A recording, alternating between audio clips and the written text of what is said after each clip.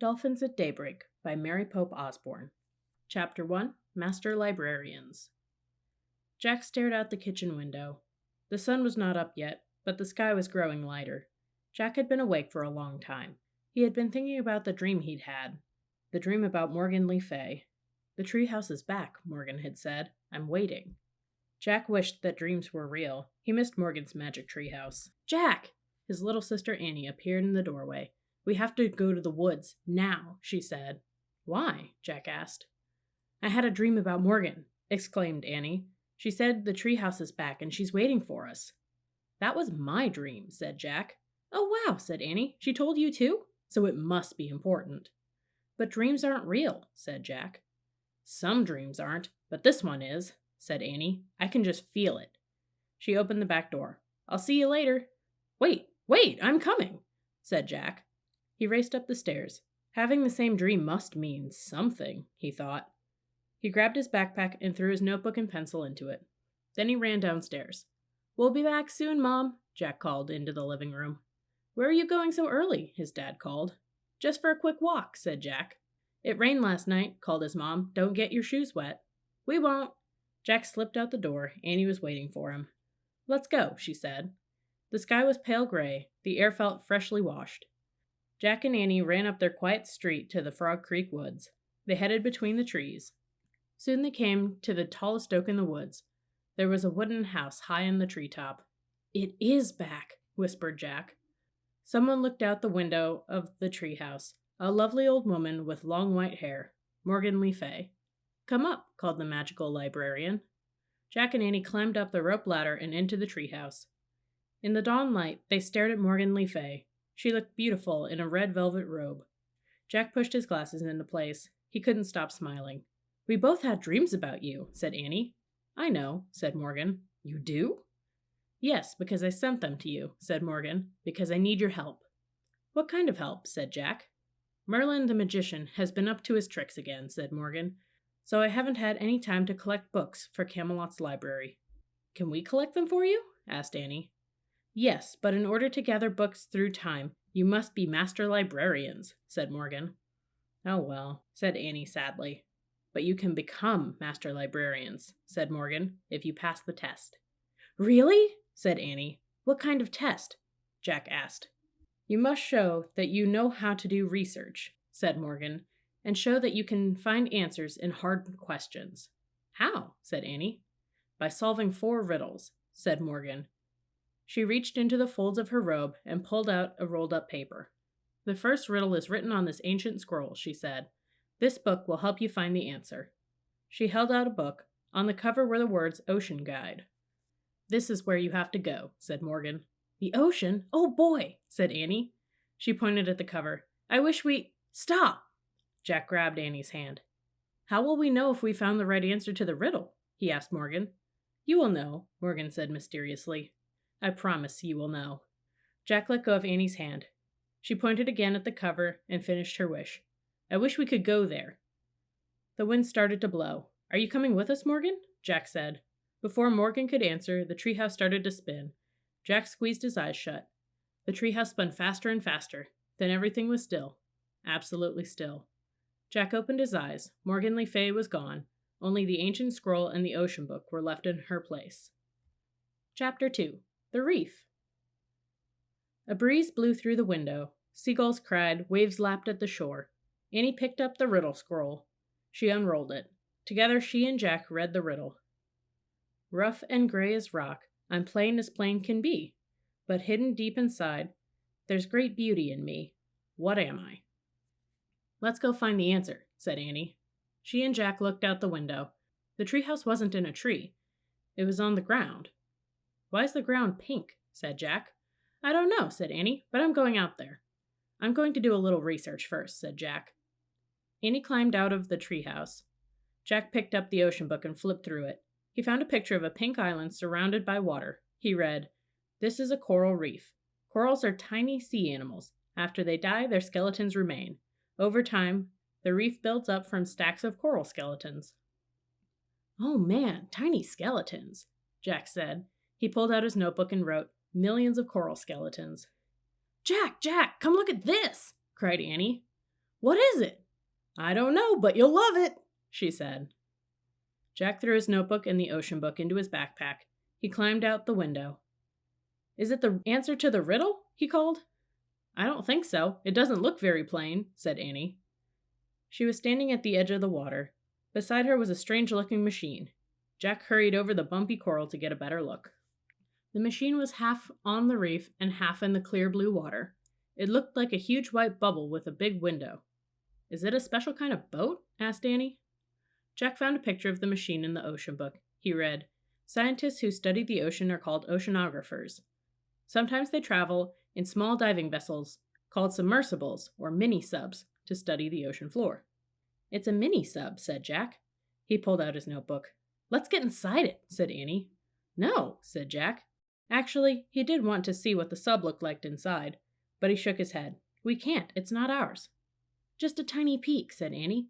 It might help us figure out the riddle. Jack sighed. Okay, but we have to be careful. Don't touch anything, he said. Don't worry, said Annie. And take off your shoes so they won't get wet, said Jack. He and Annie slipped off their shoes and socks and threw them toward the treehouse. Then they stepped carefully over the sharp coral. Annie turned the handle on the hatch of the mini-sub. It opened. She and Jack climbed inside. The hatch slammed shut.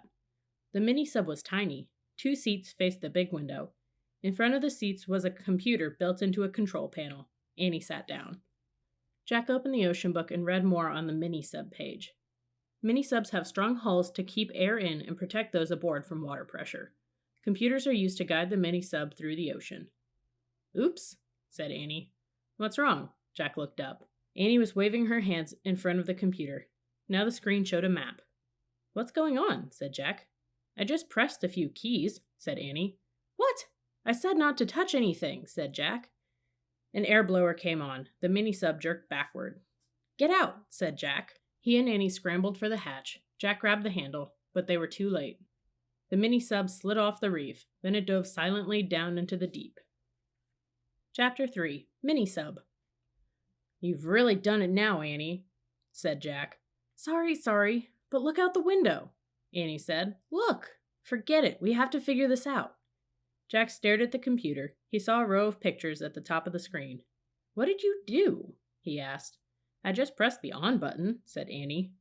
The screen lit up, and I pressed the starfish. That must be the command to go under the water, said Jack. Yeah, then the map came on, said Annie. Okay. The map shows the reef, said Jack. Look, there's a mini-sub on the map. It's moving away from the reef. It's like a video game, said Annie. I bet I know what to do. Annie pressed a key with an arrow pointing right. The mini-sub on the screen moved right. The real mini-sub turned to the right also. Great, said Jack with relief. You pressed the arrows to steer the mini-sub, so now we can go back. Oh no, not right away, said Annie. It's so beautiful down here. We have to get back to the reef, said Jack. His eyes were still glued to the computer screen. What if the owner finds out it's gone? Look out the window, said Annie, just for one teeny second. Jack sighed. He pushed his glasses into place and looked up. Oh man, he said softly. Outside the glass was a strange world of bright moving color. It looked like another planet. The mini-sub was moving past red, yellow, and blue coral, past little coral mountains, valleys, and caves, past fishes of every color and size. Can't we stay a little while? The answer to Morgan's riddle must be here, said Annie. Jack nodded slowly. She might be right, he thought. Besides, when would they ever get to visit a place like this again? Chapter 4. Fish City. There were fish everywhere, floating over the swaying seagrass, eating on the white sandy bottom, peeping out of coral caves. Some kinds of coral looked like blue fingers or lacy fans. Others looked like deer antlers or lettuce leaves or mushrooms or trees. Jack read in his book. Coral reefs are only found in warm tropical waters. Nearly 5,000 different species of fish live around coral reefs in the Indian and Pacific Oceans. Jack pulled out his pencil and notebook. He started to write a list. Coral reef research. Warm water, over 5,000 kinds of fish. Look, said Annie. The sub floated past a huge starfish, then a pink jellyfish, then a blue seahorse. Jack added to his list. Starfish, jellyfish, seahorses. What is that? Said Annie. He saw a creature that looked like a giant pancake with a long tail. A stingray, said Jack. He put that on his list as well. And that? Said Annie. She pointed at the biggest shell Jack had ever seen. It was as big as a footstool. I'll have to check on that one, said Jack. He turned the pages of the ocean book. When he got to the page about clams, he read aloud. The giant clam of the coral reef is 3 feet wide and weighs up to 200 pounds. Wow, said Annie. No kidding, said Jack. He added giant clam to his list. Dolphins! Cried Annie. Jack looked up. 2 dolphins were peering in the window. They tapped their noses against the glass. Their eyes were bright. They seemed to be smiling. Jack laughed. It's like we're in a fish tank, and they're looking at us, he said. Their names are Suki and Sam, said Annie, sister and brother. You're nuts, said Jack. Here's a kiss for you, Suki, Annie said. She pressed her lips to the glass as if she were kissing the dolphin's nose. Oh, brother, said Jack. But the dolphin opened her mouth and tossed her head. She seemed to be laughing. Hey, I know the answer to the riddle. Dolphins, said Annie. They're gray and plain, but they have great beauty inside.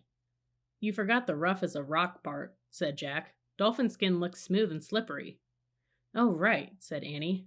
The dolphins flipped their tails. They swam off into the light blue water. Wait, don't go, called Annie. Suki! But the dolphins were gone. It's time for us to go too, said Jack. He was afraid someone might be looking for the mini-sub. But we haven't solved the riddle, said Annie. Jack studied the bright underwater world. I don't see the answer, he said. There's nothing plain at all out there. Then maybe the answer's in the mini-sub, said Annie. They checked around the tiny space. I'll check the computer, said Jack. He studied the row of pictures at the top of the screen. He pressed the book picture. The words ship log flashed onto the screen. Chapter 5. 2 Eyes. What's a ship's log? Said Annie. It's a diary of an ocean trip, said Jack. He peered at the computer screen and read the log entry. Monday, July 5th. Hey, that was just last week, said Jack. He read further. Collected rock and shell samples. Mapped ocean floor. Found tiny crack in hull. This is like your notebook, said Annie. Yeah, the oceanographer was writing notes on the computer, said Jack. Jack and Annie read further. Tuesday, July 6th. Crack has widened. Must return to Reef soon. A crack where? Said Annie. I don't know, said Jack. He read further. Wednesday, July 7th. More tiny cracks cannot be fixed. Heading back to Reef today. Uh-oh, this doesn't sound good, said Jack. He read further. Thursday, July 8th. Defective sub. Return to Reef. Leave for helicopter to transport to junkyard. Defective means broken, right? Said Annie. Yep, said Jack. So this sub is broken, right? Said Annie. Yep, said Jack. And it was waiting to be taken away by a helicopter to a junkyard. Yikes, said Annie. Now we really have to get back, said Jack. Let's try pressing the waves picture, said Annie. She pressed the waves picture on the computer screen. The mini-sub began to rise slowly. Oh, good, said Jack. The sub went past a small coral mountain. It went past schools of fish and waving plants. Oh, gasped Annie. Jack gasped too. 2 eyes were staring out from behind a giant sea plant. They looked human, except they were as big as golf balls. The sub moved past the giant plant. Jack breathed a sigh of relief. What? Who's? Sputtered Annie. Don't ask, said Jack. They stared back at the plant. Just then, a long arm came out from behind it. Then another arm came out. Then another, and another, and another, and another, and another, and another. Jack and Annie stared in horror at a giant octopus. It's coming after us, said Annie.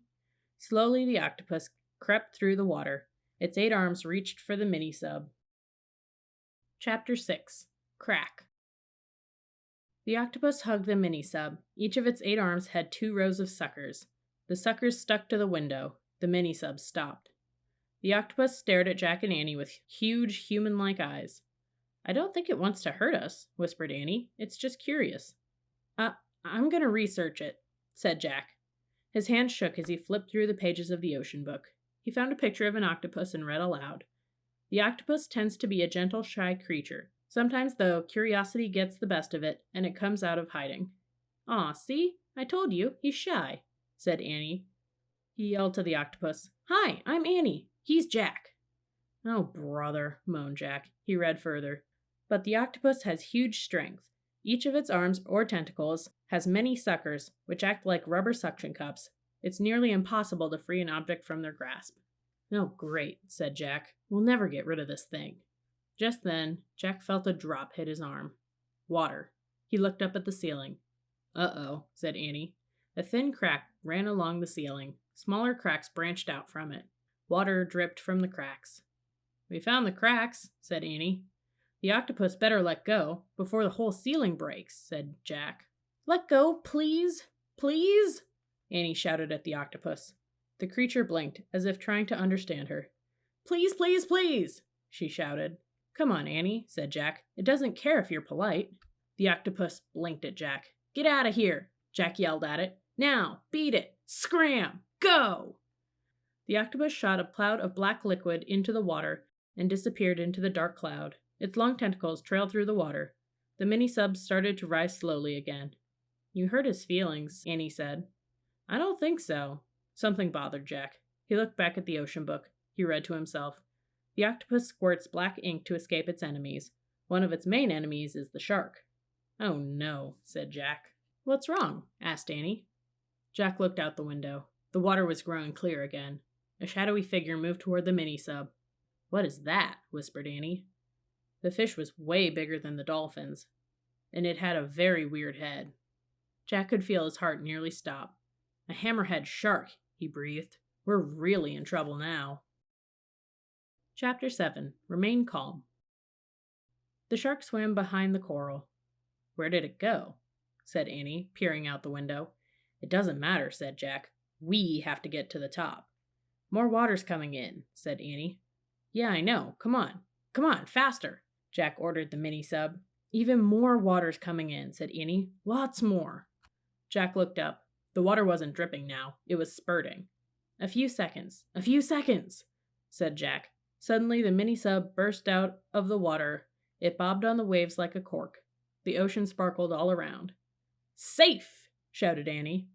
Jack felt the water rising around his bare feet. Not really," he said. "Oops," said Annie. "The octopus must have made cracks in the bottom, too."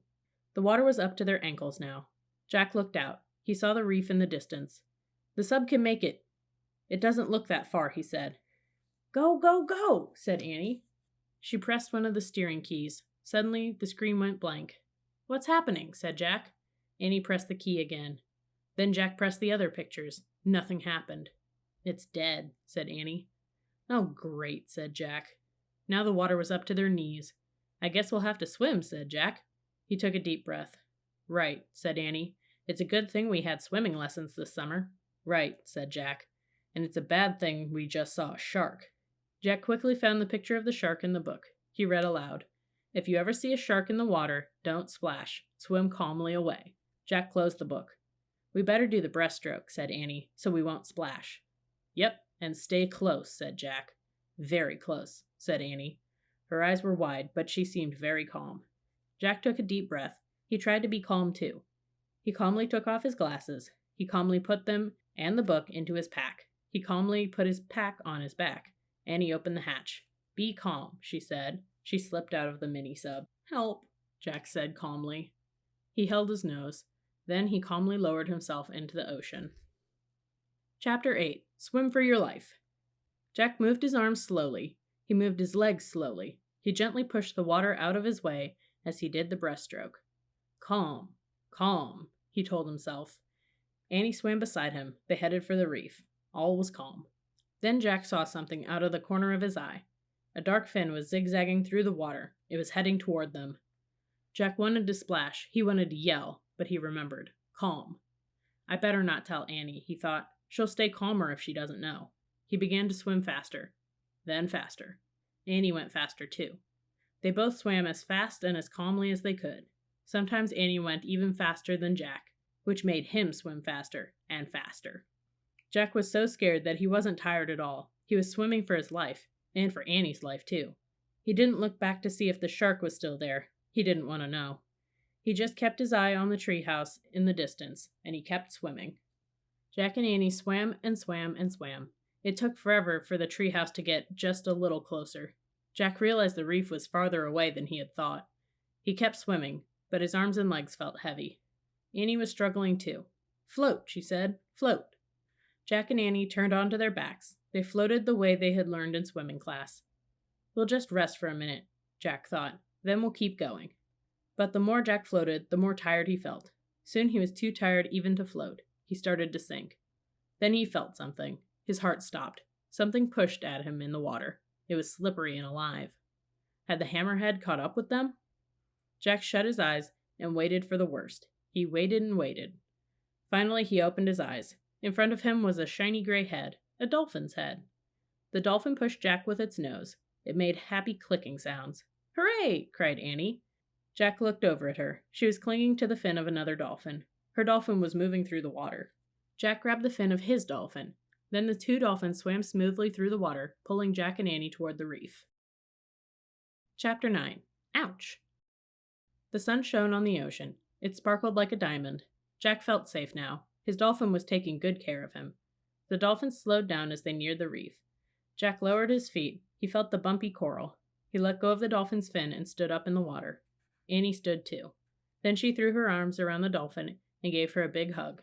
"Thank you, Suki," she cried, and she kissed the dolphin's nose. Suki tossed her head and clicked at Annie. "Kiss Sam now," Annie said to Jack. "You're nuts," said Jack. But Sam nuzzled Jack's head. Then he put his flippers around Jack's neck. Jack couldn't resist. He threw his arms around the dolphin and gave him a quick kiss.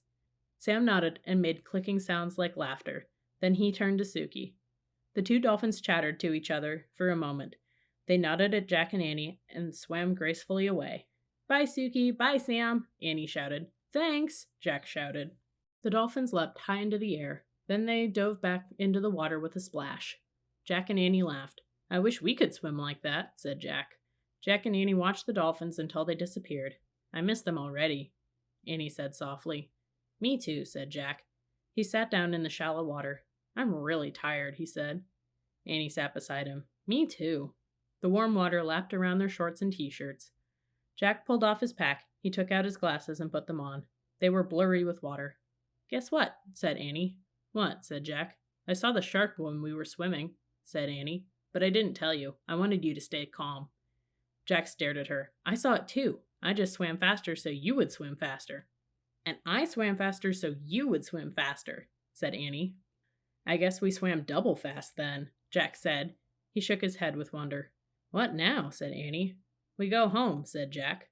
"But we haven't solved Morgan's riddle yet," said Annie. Jack sighed. He pulled his notebook out of his pack. It was soaked. He pulled out the ocean book. It was soaked too.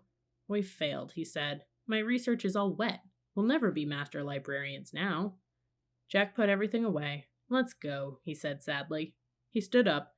Then he started across the pink reef toward the treehouse. Annie followed him. "Ouch," Annie said. "What's wrong?" Jack looked back. "I stepped on something." Annie bent down to rub her foot. "What?" said Jack. "A shell?" "Yeah, this." She picked up a large gray shell. "Boy, it's rough. Rough and gray as a rock. And as plain can be," whispered Jack. They had found the answer. The shell looked like a clamshell, only bigger and with more ridges. "How could this ugly shell be the answer to the riddle?" said Annie. "What about the part that says there's great beauty in me?" "Wait, research," said Jack. He opened the soaked ocean book. The pages were stuck together, but he was able to turn a few. He found a picture of the gray shell. He read, "Divers search for oysters in deep water, but sometimes oysters wash up on reefs or beaches. Inside some oysters you can find a pearl. The pearl's natural beauty makes it a treasure." "It must have a pearl inside it," said Jack. Annie peered into the crack between the two halves of the shell. "I can't see anything," she said. "How does a pearl get in there anyway?" Jack read aloud from the wet page. "Sometimes a grain of sand will get between the oyster's shell and its skin. This irritates the oyster, so it makes a pearly material to surround the grain of sand. In this way, over a few years, a pearl is formed." "I can't tell if there's a pearl in there or not," said Annie. "Maybe we should bang it against a rock?" said Jack. "Now that would really irritate the oyster," said Annie. "Yeah, maybe we should just leave it alone," said Annie. She gently put the oyster back in the water. "But how will we know if oyster is the right answer to the riddle?" said Jack. "Morgan said we'll know," said Annie. "Come on." Jack pushed his glasses into place. Then he and Annie picked up their shoes and socks. They climbed through the window of the treehouse. Morgan's scroll was lying on the floor. It was open. "Look," said Annie. She and Jack stared at the scroll. The riddle had faded away. In its place was one shimmering silver word, oyster. Morgan's magic, whispered Annie. Jack let out a huge sigh. We got it right, he said. And here's the Pennsylvania book, said Annie. Let's go home. She opened the book. She pointed to a picture of the Frog Creek woods. I wish we could go there, she said. The wind started to blow. The treehouse started to spin. The wind blew harder and harder. Then everything was still. Absolutely still. Chapter 10. The True Pearl. Dawn light slanted into the treehouse. No time had passed since they'd left. Day was breaking. Jack rolled up the ancient scroll. He tucked it into the corner. We solved the first riddle, he said. 3 more to go. I don't see another scroll, said Annie. Maybe tomorrow we'll get the next riddle. That's okay, said Jack. I think I need to rest and dry out. His t-shirt and shorts were still soaked. His backpack, too. Only his shoes and socks were dry. And this needs to dry out, too, said Annie. She put the wet ocean book in a patch of sunlight. Then Jack and Annie climbed down the ladder. They walked through the woods, through leafy shadows and golden light. They left the woods and started down their street. You know, we should have found the answer to the riddle right away, said Jack. The oyster was on the reef all along. I know, but we wouldn't have had so much fun, said Annie. Fun? Said Jack. You call being squeezed by an octopus and chased by a shark fun? Don't forget the dolphins, Annie said simply. Jack smiled. Right, he said. The dolphins made up for everything. They were fun. I guess they were the true pearl in the oyster, said Annie. Yep, said Jack. I wonder what Sam is doing right now. Sam? Annie grinned at him. You're nuts, she said. They climbed their steps and went into their house. We're back, Annie shouted. Did you get your shoes wet? Their mom called. Not one bit, called Jack. Then he and Annie slipped up the stairs to change their clothes.